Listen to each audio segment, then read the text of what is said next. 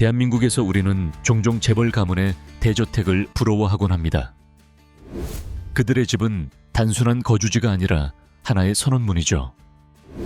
하지만 서울의 가장 화려한 한옥이나 고층 펜트하우스조차도 트럼프 가문의 부동산 제국 앞에서는 그저 소박해 보일 수밖에 없습니다. 이건 단순한 부의 문제가 아닙니다.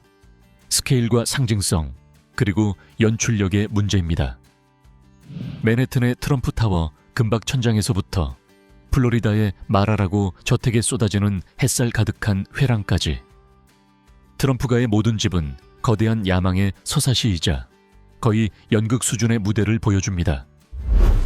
각 저택은 미국식 드라마의 한 장면처럼 사적인 부와 공적인 권력이 만나는 장소이며, 심지어 손님방조차도 대통령 스위트급입니다. 오늘 우리는 여러분을 이 금빛 우주 속으로 초대합니다. 트럼프 가족의 호화 저택 내부, 단순한 방 구경이 아니라 하나의 왕조가 만든 사고방식의 투어입니다. 1번, 하늘 위의 펜트하우스, 트럼프 타워.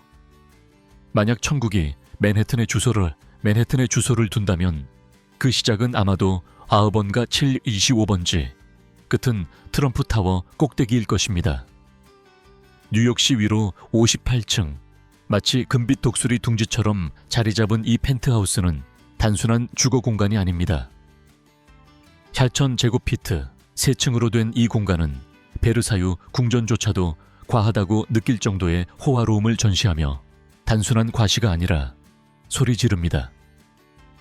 여기서 너무 많다는 개념은 존재하지 않습니다. 왜냐고요?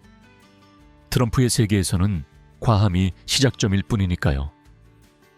3층짜리 이 하늘 궁전에 발을 들여놓는 순간 걷는 게 아니라 하나의 연극 속으로 입장하는 기분입니다. 천장과 벽에서 흘러내리는 금박, 중력을 무시하려는 듯 쏟아지는 황금빛. 크리스털 샹들리에는 얼어붙은 빛에 폭포처럼 매달려 있고, 그 반사광은 백색도 노란색도 아닌 돈의 색깔입니다. 인테리어 전체는 마치 프랑스의 태양왕 루이 14세가 맨해튼 마천루에 집착했을 때 나올 법한 러브레터입니다. 심지어 에어컨 환풍 구조차도 금도금입니다. 마치 마이다스 왕이 인테리어 디자이너로 변신해 흥분한 나머지 손을 못 멈춘 듯 합니다. 한국에서는 어머니의 부엌이 집의 중심이라고들 합니다. 하지만 이곳은 왕실 연회의 지휘소에 더 가깝습니다. 가게나우 오븐, 섭세로 냉장고가 벽면을 따라 정렬되어 있고, 이 부엌은 라면을 끓이는 공간이 아니라 캐비어를 드는 공간입니다. 조리대 하나만 해도 아라베스카토 코르키아 대리석으로 되어 있으며 아마 강남 아파트 한 채보다 비쌀 겁니다. 여기서 요리는 노동이 아니라 권력의 전시입니다. 왕실급 핑크 침실 위층에는 마스터 침실이 있습니다. 로사 마키아베키아 다리석으로 감싸진 이 공간은 헬로키티조차 수줍어질 핑크빛으로 장식되어 있습니다. 침대 위에는 시스티나 성당을 연상시키는 벽화가 있지만, 만약 미켈란젤로가 막장 드라마를 보며 작업했다면 이런 결과가 나올 법하죠. 침대 옆의 라운지에서는 센트럴파크가 한눈에 내려다 보이며, 세계에서 가장 비싼 부동산 땅이 그저 개인 뒷마당 체스판처럼 느껴집니다. 대부분의 사람들에게 이 전망은 값을 매길 수 없겠지만 트럼프가에게는 그냥 또 하나의 화요일입니다. 상층, 직원과 손님을 위한 또 하나의 호텔. 맨 꼭대기층은 직원과 손님, 그리고 자녀들을 위한 공간입니다. 하지만 착각하지 마세요. 이건 단순한 하인방이 아닙니다. 5성급 호텔 위에 또 다른 5성급 호텔을 올리고 거기에 한층 더 얹은 느낌입니다. 모든 방은 최고급 원단과 희귀 대리석으로 채워져 있습니다. 여기선 심지어 도우미조차도 서울의 CEO들보다 편하게 잡니다. 이 펜트하우스의 가치는 1억 달러가 넘습니다. 이건 단순한 집이 아니라 하나의 선언입니다.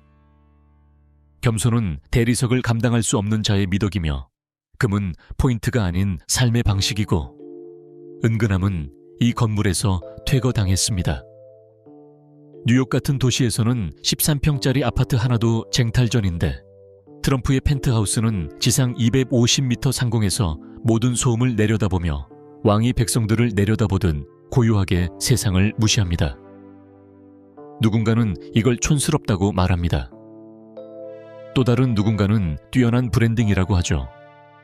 하지만 분명한 건 잊을 수 없는 공간이라는 겁니다. 2번, 마라라고 겨울철 백악관. 한국에 청와대가 있다면 미국에는 트럼프의 마라라고가 있습니다. 하지만 마라라고는 단순한 집이 아닙니다. 그것은 무대였고 권력의 궁전이었으며 때로는 지중해풍 판타지를 두른 글로벌 작전 본부였습니다. 플로리다 판비치의 실치르 에이커 파라다이스 한가운데 한쪽은 대서양, 다른 쪽은 레이크 워스 라군에 접한 마라라고는 저택이라 부르기엔 부족합니다. 이건 하나의 메시지입니다. 1927년 미국 역사상 가장 부유했던 상속녀 중 한 명인 마조리 메리웨더 포스트가 지은 이 저택은 이미 완성된 걸작이었습니다. 스페인풍 타일, 무어 양식의 아치, 속삭이듯 흔들리는 야자수들. 그러나 1985년 트럼프가 이 집을 단 $10,000에 사들였을 때 그건 벼룩시장에서 반고흐 그림을 발견한 것과 같았습니다. 그리고 트럼프는 이 역사적인 저택에 무엇을 했을까요? 당연히 금박으로 뒤덮인 2만 평방피트짜리 볼룸을 추가했죠. 왜냐고요? 트럼프니까요. 베르사유 궁전? 아니요. 더 시끄럽고 더 번쩍이는 버전. 볼륨을 11로 올려놓고 골프카트를 던져넣은 베르사유라고 상상해보세요. 볼룸 하나에만 $700만 금박이 들어갔습니다. 벽면은 베르사유 궁전을 닮은 거울로 덮였지만 더 밝고 더 크고 더 황금색입니다. 천장 높이는 무려 13m. 로마의 키지 궁전을 본떠 만든 식당은 손님 34명을 수용할 수 있는데 그냥 저녁 식사처럼 보이지만 핵 외교도 가능할 정도의 셋업입니다. 1995년 트럼프는 마라라고를 사적 클럽으로 전환했습니다. 이건 경영의 신의 한 수였습니다. 호화 저택을 소유하는 대신 수익을 내는 공장을 만든 셈이었죠. 부자들은 트럼프의 집에서 밥을 먹기 위해 돈을 냈습니다. 유명인들이 전세기를 타고 날아왔고 정치 자금 기부자들은 샹들리에 아래서 어깨를 맞댔습니다. 그의 대통령 재임 시절 마라라고는 더 이상 저택이 아니었습니다. 그곳은 정식으로 겨울철 백악관 바이라 불렸습니다. 실제로 외국 정상들이 이곳에서 회의를 했고 때로는 잔디밭에서 비밀 경호원과 골프카트를 피해 다녀야 했습니다. 트럼프가 집권하자 마라라고는 럭셔리 요새로 탈바꿈했습니다. 청와대와 롯데호텔의 합작품, 여기에 마이애미의 햇살을 곁들인 느낌이었습니다. 무장경비, 암호화된 회의실, 드론 방지 시스템까지 설치되었지만 그 화려한 만큼은 절대 손상되지 않았습니다. 전 세계 정치의 스포트라이트 아래에서도 이 저택은 여전히 반짝였습니다. 대부분의 지도자들이 차가운 관공서에서 업무를 본다면 트럼프는 황금 아치 아래 대리석 분수 옆 랍스터 샐러드를 앞에 두고 협상을 벌였습니다. 오늘날 마라라고의 가치는 1억 6천만 달러를 넘습니다. 하지만 진정한 가치는 그 이상입니다. 이곳은 이제 트럼피즘의 상징이 되었습니다. 호화로움, 연극성, 그리고 정치 무대가 공존하는 공간. 마라라고를 방문하는 것은 실제 드라마에 발을 들이는 것과 같습니다. 방마다 울려 퍼지는 것은 부야망 그리고 세계를 움직였던 결정들의 메아리입니다. 이것은 단순한 럭셔리 하우스가 아닙니다. 개인 재산이 정치 자본으로 바뀌는 미국스러운 개념을 금빛으로 구현한 기념비입니다. 그렇게 마라라고는 사교계의 꿈에서 대통령의 왕좌로 변모한 것입니다. 3번 세븐 스프링스 억만장자의 시골 왕국 트럼프 타워가 하늘 위의 왕좌. 마라라고가 해안의 제국이라면 세븐 스프링스는 트럼프의 시골 별장 왕국입니다. 푸른 언덕과 고속으로 조각된 야망이 어우러진 사적 영토죠. 이건 K드라마 속 재벌가가 여름에 후계자를 보내는 그런 시골 저택과 닮았습니다. 하지만 이건 진짜입니다. 뉴욕주 웨스트체스터 카운티에 위치한 세븐 스프링스는 무려 213에이커에 달하며 세계의 마을 경계를 넘나듭니다. 마치 한 곳에 만족할 수 없다는 영지군주의 선언처럼. 올드머니와 뉴파워의 만남. 이 영지의 중심에는 60개 방이 있는 대저택이 있습니다. 1919년 이탈리아 석공 500명의 손으로 지어졌으며 초대 연방준비제도 이사회 의장이자 워싱턴 포스트의 발행인이었던 유진 마이어의 의뢰로 건축되었습니다. 이 집은 마치 시대극에 나올 법한 분위기를 풍깁니다. 정교하게 조각된 석재 외벽, 하늘을 찌를 듯한 계단, 복잡하게 얽힌 천장 몰딩, 심지어 마당의 나무들조차도 혈통이 있는 것처럼 보입니다. 트럼프는 이 건축학적 유산을 1996년에 단 750만 달러에 사들였습니다. 가격만 놓고 보면 스쿠터 값으로 롤스로이스를 산 셈이었죠. 4번. 집이라기엔 너무 거대한 마을 이곳의 면적은 무려 5만 평방피트, 방만 해도 15개. 이건 단순한 집이 아니라 하나의 프라이빗 타운십입니다. 만약 이 안에서 길을 잃어도 아무도 당신을 탓하지 않을 겁니다. 3개의 수영장이 부지를 장식하고 있고 때로는 크로켓이나 승마가 너무 평범하게 느껴질 때를 대비해 볼링장도 마련돼 있습니다. 그리고 게스트하우스는 케첩 재벌 H.J. 하인즈가 직접 지은 곳입니다. 맞습니다. 이 저택에서는 과거 주인의 손님들조차도 왕족이거나 적어도 케첩 왕족이었습니다. 아들의 특권 놀이터 여기서부터는 본격적인 미국판 K드라마입니다. 이 저택은 도널드 트럼프의 둘째 아들 에릭 트럼프가 여름을 보내며 자란 곳입니다. 그는 여름을 어떻게 보냈을까요? 들판을 깎고 나무를 베고 땀 흘리며 일했죠. 억지로 시킨 게 아닙니다. 가족 말에 따르면 인성을 기르기 위해서였다고 합니다. 그리고 트랙터 타는 사진은 인스타용으로 아주 좋거든요. 한국식으로 표현하자면 이건 전형적인 재벌 2세가 가문의 유산을 스스로 노력해 쟁취하는 서사입니다. 물론 마을 몇 개 합친 땅 위에서 말이죠. 실패한 골프장의 꿈.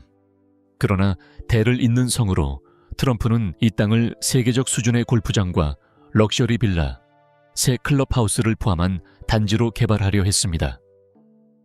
하지만 놀랍게도 주변 마을 주민들이 반대했고 결국 그들이 이겼습니다. 그래서 이곳은 페어웨이가 아닌 다른 무언가로 바뀌었습니다. 세대를 잇는 개인 성지, 가문의 유산이 깃든 저택으로 말이죠. 지금은 트럼프가 샀을 때보다 3배 이상 가치가 올랐고 현재는 2,400만 달러 이상으로 평가됩니다. 하지만 진짜 가치는 따로 있습니다. 도시에서 태어난 가문이 찾은 시골의 피난처. 조용하지만 야망은 큰 공간. 불을 보여주는 집이 아니라 유산을 속삭이는 집입니다. 세븐 스프링스가 말하는 진짜 메시지. 세븐 스프링스는 트럼프 가문의 미국식 하회마을입니다. 역사와 권위, 그리고 선택받은 이들만 들어갈 수 있는 곳. 하지만 한국의 전통 마을과는 다르게 이곳은 일반에 공개되지 않습니다. 철저히 봉쇄되고 경비되며 완벽히 사적인 공간이죠. 그리고 어쩌면 그게 바로 핵심일지도 모릅니다. 트럼프 타워 펜트하우스가 사람을 압도하고 마라라고가 권력을 과시한다면 세븐 스프링스는 가문을 지킵니다. 외부인을 감탄시키려는 게 아니라 왕조를 뿌리내리기 위해 존재하는 곳입니다. 트럼프의 부동산 제국이라는 거대한 연극에서 이곳은 가장 조용한 무대일지도 모릅니다. 그러나 어쩌면 가장 중요한 무대이기도 합니다. 에릭 앤 라라, 트럼프의 주피터 저택, 재벌가 2세의 시대가 열리다. 모든 위대한 가문에는 어느 순간 자녀들이 자기만의 성을 짓기 시작하는 시점이 옵니다. 그것은 가문의 유산을 떠나기 위함이 아니라 그 유산을 확장하기 위해서입니다. 에릭과 라라 트럼프에게 있어 그 성은 플로리다 주 주피터, 야자수가 늘어선 고급 주택가 한복판에 서 있습니다. 그 위치는 바로 트럼프 내셔널 골프클럽 내부, 외부인은 넘볼 수 없는 전용 게이트 안쪽이죠. 이건 단순한 브랜드 전략이 아닙니다. 전략적인 권력 확장 전진기지입니다. 수영장 포함. 왕조를 위해 지어진 집 320만 달러에 구입된 이 저택의 주소는 오그집트 볼드 이글 드라이브. 이름부터가 마치 할리우드 영화 속 미국 왕족의 궁전처럼 들립니다. 총 면적 7,075평방피트. 이 저택은 이탈리아 토스카나의 전원미, 맨해튼의 럭셔리, 그리고 플로리다 햇살 한 사발을 섞은 듯 단 조화입니다. 쉽게 말하면 재벌 여름 별장 미츠 대통령 펜트하우스. 2004년에 지어진 이 집은 다음과 같은 구성입니다. 침실 5개, 욕실 7개, 6개로는 부족하니까요. 마스터 스위트 2개, 누가 옷장을 더 쓸지 싸우지 않게, 그리고 제임스 본드가 갑자기 방문해도 될 만큼 은밀하게 숨겨진 세이프룸.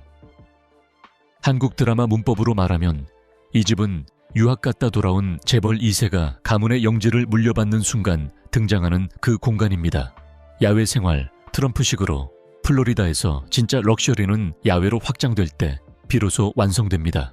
이 집은 리조트 스타일 수영장, 풀옵션 야외 키친, 그리고 스파 프로그램 하나쯤은 자체 제작할 수 있을 만큼 고급스러운 카바나 욕실을 갖추고 있습니다. 여기서 열리는 가족 바비큐는 스테이크만 구워 먹는 자리가 아닙니다. 모히또 한 잔에 기업 인수합병 이야기가 오가는 그 정도의 무대죠.